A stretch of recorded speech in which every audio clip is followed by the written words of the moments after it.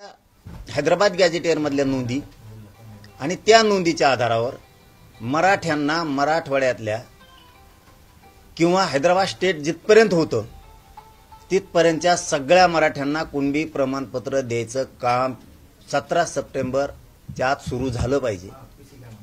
नसता पुन्हा मला नाविलाजानं मोठा निर्णय घ्यावा लागणार. वेळ आली तर आमच्या गावात आमच्या घरी यायचं, राजकीय नेत्याला आम्हाला बंद करावं लागेल हे मात्र लक्षात ठेवा. तुमच्यावर कुणी दबावानी JRच आमका हेव का ह्यालाच काढा तेव कशालाच काढा हे असे शब्द नव्हते पाहिजे.